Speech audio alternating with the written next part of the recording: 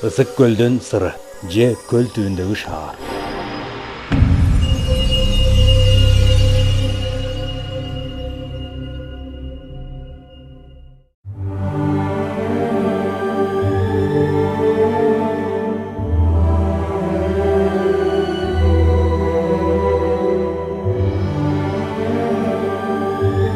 Байыркы адамдардын баш сөөктөрү, кумара сыныктары, чопо идиш аяктарды табууга болот.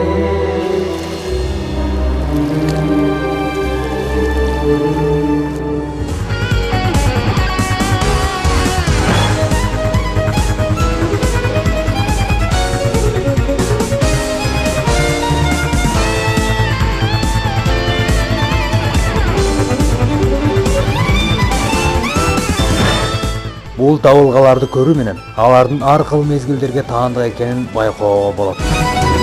Атүгүл ар кайсы элдин улуттук буюмдарын кезиктирүүгө мүмкүн. Славяндардын, араб элинин жана Азия элдеринин буюмдарын табууга болот.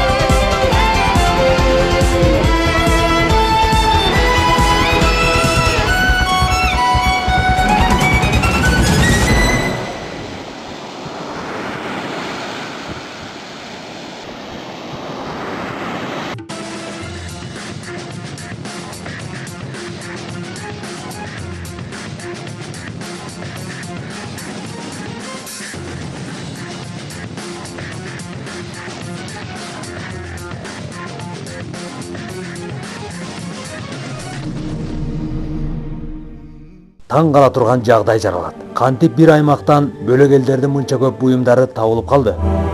Алар бул жерге кантип келип калды? Тарыхчылар муну эң эле жөнөкөй жол менен түшүндүрүшөт. Бир кезде бул аймактан улуу жибек жолу өткөн.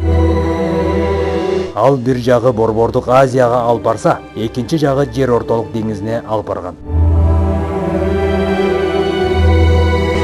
Чынында да ал жерден улуу жибек жолу өткөн. Дээрлик узак убакытка чейин андан соода кербендери өтүп турган. Остатки караван-сараев. Ал жолду бойлой салынган кербен-сарайлардын урандылары ар кайсы жерде бар.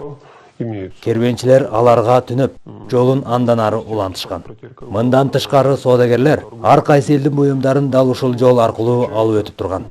Демек, ар кайсы элдин буюмдарынын бул жерге келүүсүнө соодагерлер себепкер болгон. Кээ бир табылгалар чынында да эч түшүнүксүз болгондуктан ар кандай божомолдоолорго негиз жаратат. Кээ бир буюмдар жергиликтүү элге таандык болгону менен алардын көпчүлүк бөлүгү дээрлик башка жактан алынып келинген буюмдар болуп эсептелет.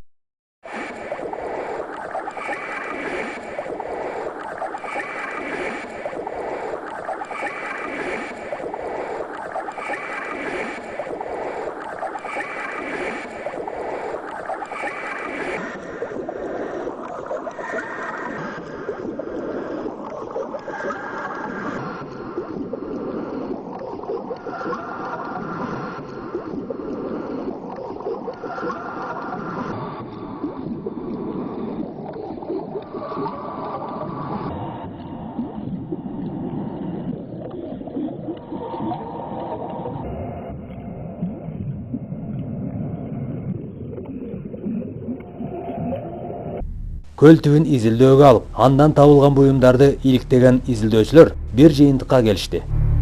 Баштапкы бул жерге жашап өткөн эл Андронов маданиятынын учурунда жашаган адамдар болгон. Ал тарыхта белгилүү болгон элдердин, же башкача айтканда тарыхчылардын азыркы кезге чейин талаштуу чырын айланган ар үйлердин нак өзү болгон. Алар бул жерге көл көтөрүлүп, жашаган аймактарын басып калганга чейин бир нече жүз жыл жашашкан. Күтүүсүз кырсык бул элдин башка жактарга жер оодарып кетүүсүнө мажбур кылган. Ариячтардын жашаган жери тигил бул ушундай деген да бир сөздөр болуп атат да. Бул мындай. Бул келип жанагы адамдар чогуу аралашып жашагандан кийин эми алар көчүп кеткени мүмкүн, көчүп кеткени болгондур, бирок баары бир аралаш жашаган. Жанагы бизде Кыргызстарда мынакей өңдөрүбүз деле, кандарыбыз деле ар кандай текшерүүгө алып тигил пул кылып эметкенде эле бирибиз кээде ошол аречистерге окшошканыбыз чыгып атат, кээ бирибиздики тигиндей болуп атат, мындай болуп атат. Демек бул аралаш жашап эле кадимкидей эле жанакы неме динин кармаган, мунусун бул кармаган, биягын бияк кармап эле анан булар аралаша эле жашаган. Жанагы биздин мисалы үчүн кыргыздарды айтып атпайбы? Өңү сары болгон, чапчак болгон, көзү көк болгон, узун бойлуу болгон, тигиндей мындай деп. Анан андан кийин эми антейин десеңиз азыр андан башкача кара тор кыргыздар бар, сары тор кыргыздар бар. Ушул сыяктуу нерселер болуп. Жанагы ассимиляция, адамдардын бири менен бири бул байланышкан, бул адам ошон үчүн. Мына мисалы үчүн Американы алып караңыз. Америкалыктар деген азыр только жерде индеецтер, анан кийин тиги немеде түндүк жагында эскимостор болгон. Ал кийин жана европалыктар баргандан кийин метистер чыккан. Андан кийин бул европалыктар менен индеецтердин никесинен чыккан. Андан кийин мулаттар чыккан, африкалыктар менен европалыктардан. Анан тиги жергиликтүүлөр менен африкалыктардын ортосунан самболор чыккан. Андан кийин момундай аралашканда. Ошол сыяктуу эле бизде жашап тургандар мүмкүн көчүп кеткендер болгондур. Анткени бизден деле көчүп кеткендер болгон, кайра келген. Мына азыркыдай эле жана ассимиляция болуп эле аралашып ушундай бул эл жашаган. Ари элдери кеткен соң, бул жерге скифтер, жергиликтүү элдер айткандай сактар келип отурукташкан. Алар бул аймактарга бир канча шаарларды жана коргондорду салышкан. Бирок күтүүсүз суунун көтөрүлүүсүнөн алардын шаары да көл астында калган.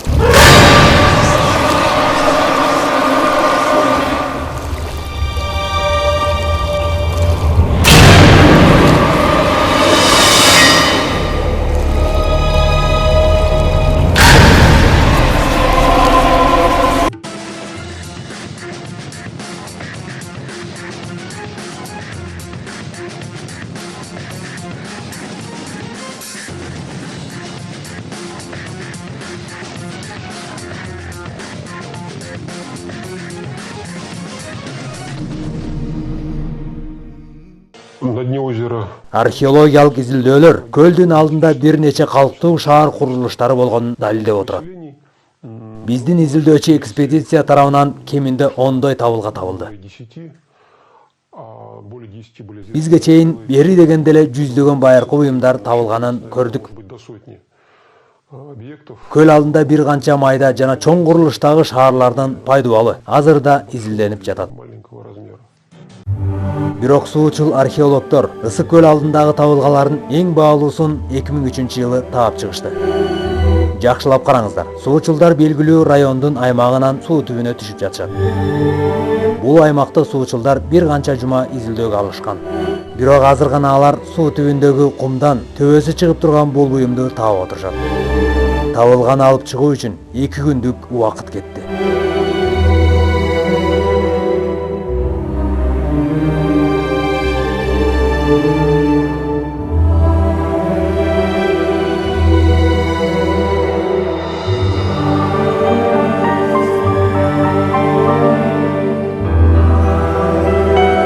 Акыры арканды катерге байлап тартуу менен кумга матып калган байыркы буюмду кургакка алып чыгууга мүмкүн болду. Бул кадимки жезден жасалган кармагыч кулактуу от казан эле. Алар табылганы кургакка алып чыгып, изилдөөнү андан ары жүргүзүштү.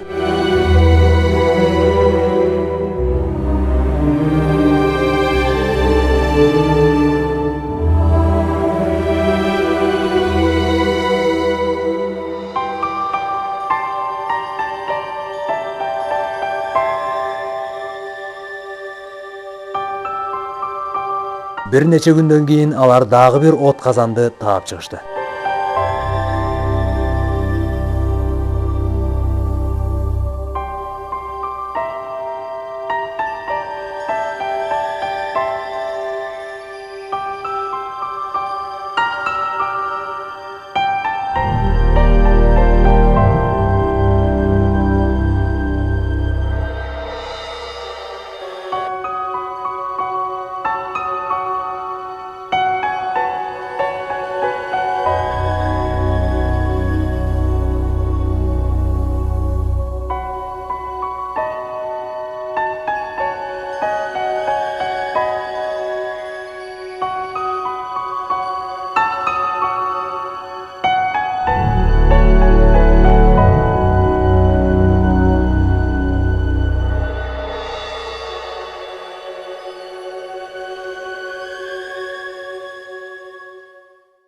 Этот котел... Бул отказан аяк буттары менен экен. Скифтердин классикалык стилинде жасалган.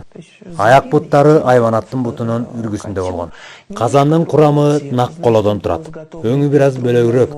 Тагыраак айтканда колонун өзгөчө сары түстөгү түрүнөн жасалган. Эки табылганы тең иликтөө үчүн атайы адистерге жөнөтүшкөн. Жыйынтыгында бул буюмдар 5000 жыл мурун жасалгандыгы анык болду. Бул буюмдар жүздөгөн жылдар суу астында жатканына карабастан эң жакшы абалда сакталган. Бирок таң каларлык нерсе бул гана эмес. Анын кармагыч кулактары болуп отурат. Кармоочу кулактар ширетилип бекитилген. Болгондо да мындай ширетүү азыркы замандын эң акыркы жетишкен техникасынын жардамы менен да жогорку сапатта ширетүү оорчулукту жаратат. Анда бул буюмду кандай адамдар мыкты ийне келтире жасай алышкан жана жезди иштетүүдө алар кандай аспапты колдонушкан.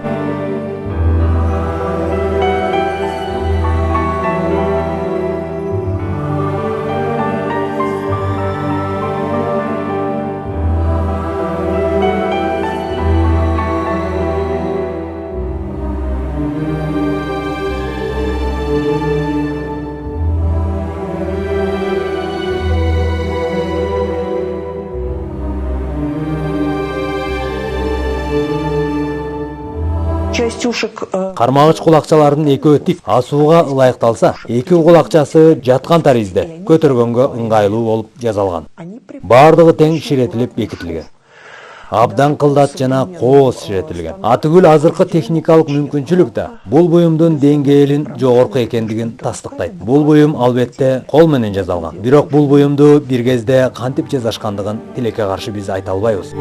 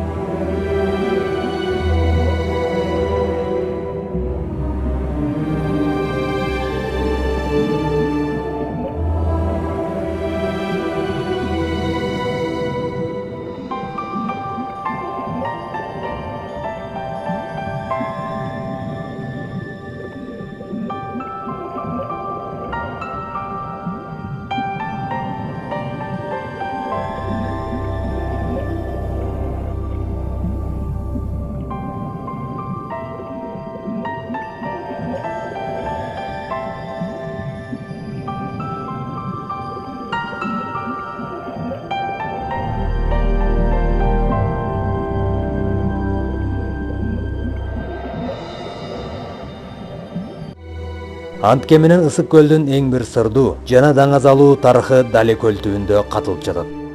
Көп жылдардан бери изилдөөчүлөр суу түбүндөгү байыркы чиркөөнү табууга аракет жасап келатышат. Жазып калтырылган маалыматтарга караганда, ал чиркөөдө Иса пайгамбардын 12-чи апостолунун бири Матфейдин күч-кубаты сакталып тургандыгы айтылат. Ал чиркөөнүн чынында да көл жээгинде болгондугун тастыктаган иш кагаздар дале сакталып келе жатат.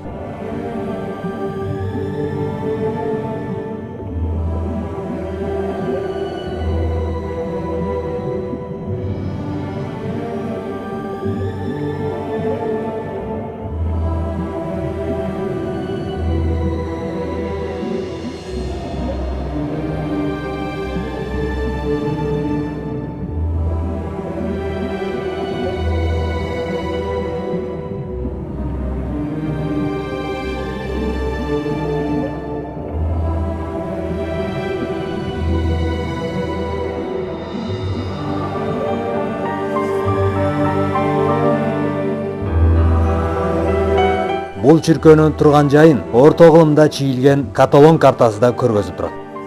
Каталон картасы 1375-жылы чийилген. Бирок бул картада белгиленген чиркөө көлдүн кайсы жээк тушунда тургандыгын дааны көргөзүп бере албайт.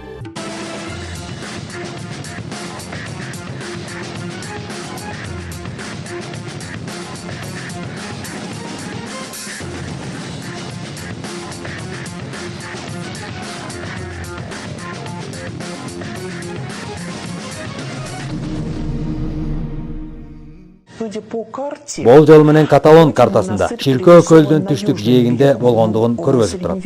Бирок орто кылымдагы карталардын көбүндө аймак чектердин белгилери тартылган, тактык боюнча күмөн ойду жаратат.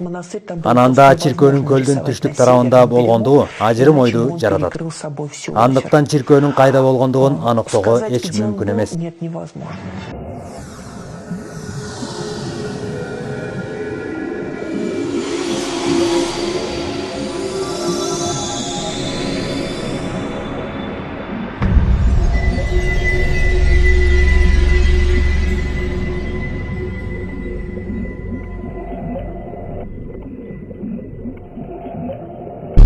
Антсе да илимпоздордун айтканына таянсак, Ысык көлдүн эң чоң ачылышы жакынкы мезгилдерде болот. Бирок бул ачылышты изилдөө ондогон жылдарды эмес, жүздөгөн жылдарды талап кылат. Фильмди которгон жана үн коштогон Токтосун Жакыпов. Графикалаган жана монтаждаган Токтосун Жакыпов.